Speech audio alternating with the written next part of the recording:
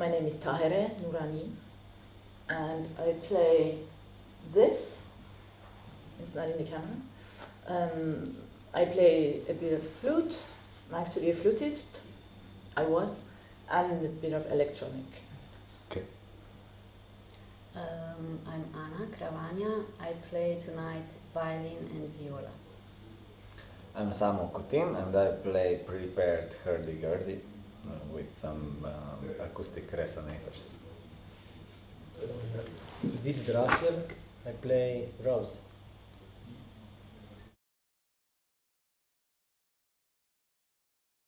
For me, it was first. It started with.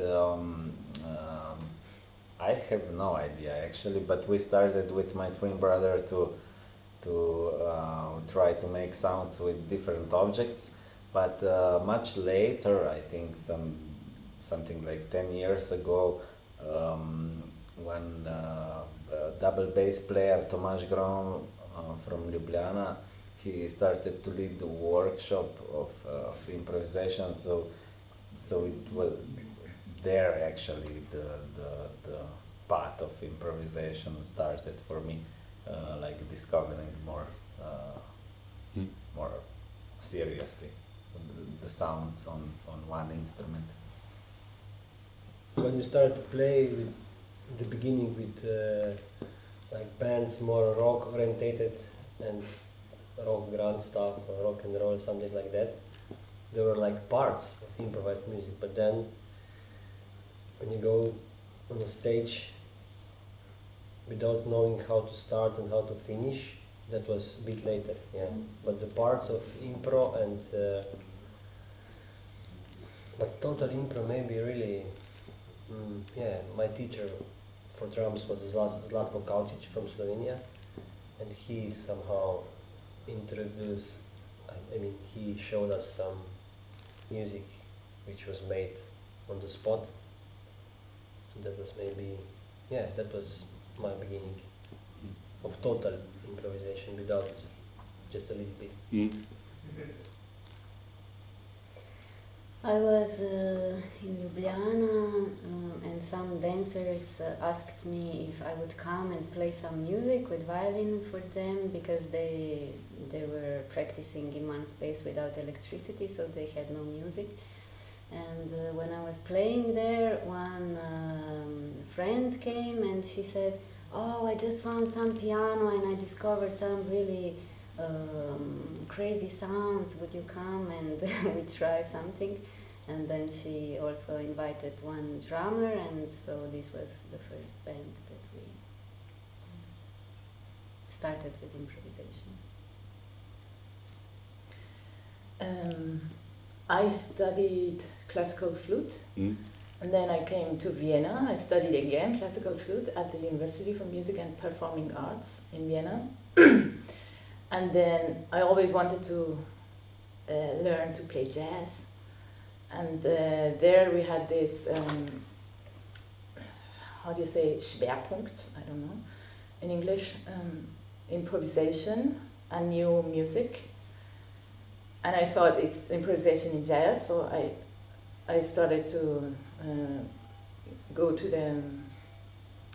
the courses, improvisation courses. And then at the beginning I was actually surprised. It took me a long time to understand what I am doing actually. At the beginning it felt only like everyone is making noise and what's happening, it's not improvisation, is it? Yes, it was the beginning with Franz Hautzinger and Manon Liu-Winter. It was 18 years ago, and yes, that was the beginning. Now I understand, after years, what I do, what is improvisation.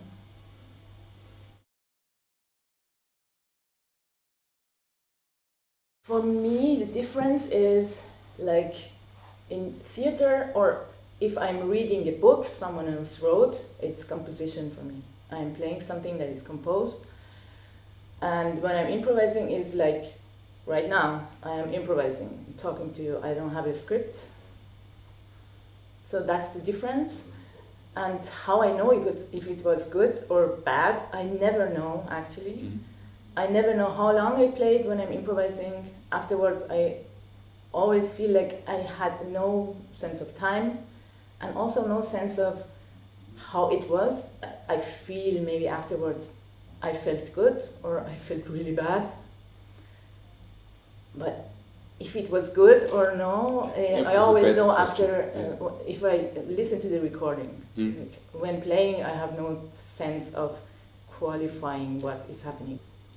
For me, for example, I never play on scripts, any kind of scripts, so it's not so easy to say that composing I read and improvisation I don't read, but it's very clear. So I mean not so clear actually, but if we do songs with the band, anyway, it comes from improvisation, but then we start to fix things on the right places and to remember things, how somebody should play when another plays like this, and so it depends on the rhythm and harmony also.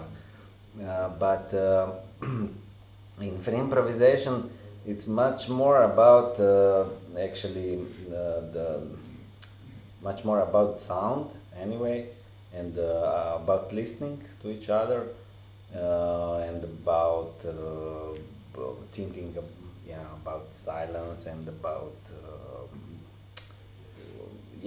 the more maybe more pra-factors, how would you call it? At least I see it this way, and but it's hard to say, after all these years of improvising, it's hard to say what is really new, because anyway, if I play a lot these things on hurdy-gurdy, I start to know things, and then maybe I use things exactly. I know what they will be heard like, and it's actually hard to put a border between composed and free improvisation. I like this term a lot, like instant composition. So yeah, maybe. And about feelings, or what is right and what is good. I mean, it really matters for me if I feel okay on the stage, and if I don't, it's much more enjoyable if I feel okay. But this doesn't mean the music is good, and if I don't feel okay, it doesn't mean the music is bad. It's more about some flow, or maybe I don't know actually. So many things. It's so many things involved in the situation, like who is playing with who, and then also who is listening in the audience. Yeah, exactly. This is a lot. Who is listening? Yeah. But also what kind of day is it, and what kind of emotions people have, and it's very wide.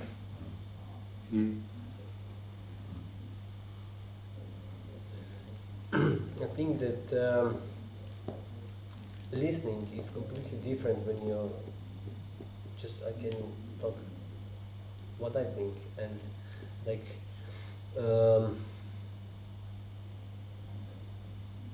the process of listening is a bit different, because I think so, because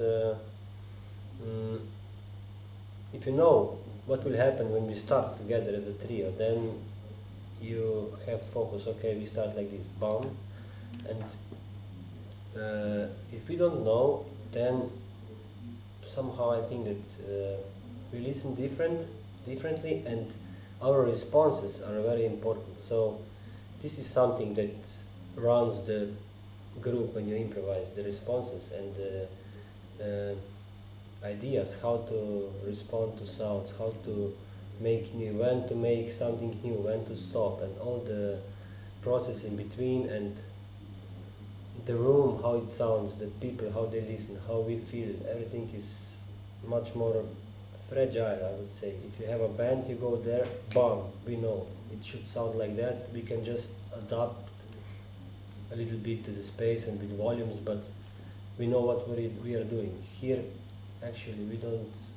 We know what we are doing, but we don't see the results. The result we can't predict. Yeah, if I continue this, what we said,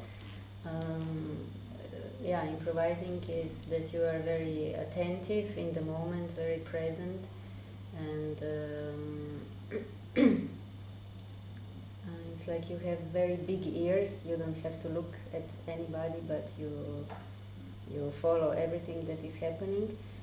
But for me, when I play composed music, for example, I'm more somewhere else, because especially when I know music, when I play it a lot, then I can somehow travel in my mind, like I remember people or places or feelings or some situations, and so this process is different for me. It doesn't happen so much when improvising. I'm more here.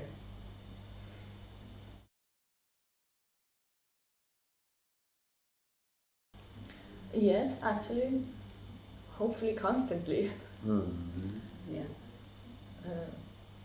I feel like most of the things that I actually then, most of the sounds and ideas that I take into my repertoire, because as an improviser also I have a repertoire of sounds that I use, like the words that I'm using, I'm improvising, but the words I know and how to put them together. And most of my repertoire happens to me by surprise and usually by mistakes, like stuff that I didn't do, didn't want to do, and something happens, and I usually record when I'm practicing and rehearsing, and then I listen and said, what was this? And now I have to practice to do this mistake on purpose and make it finer and like learn how to use the mistake or the surprise that happened. It's actually also a difference when I used to play so many compositions, classical, and as an instrumentalist, as a flutist, playing compositions, other people composed, like mistakes are really bad. And I love improvisation because I feel like mistakes feed my improvising skills. But are there mistakes in improvisation?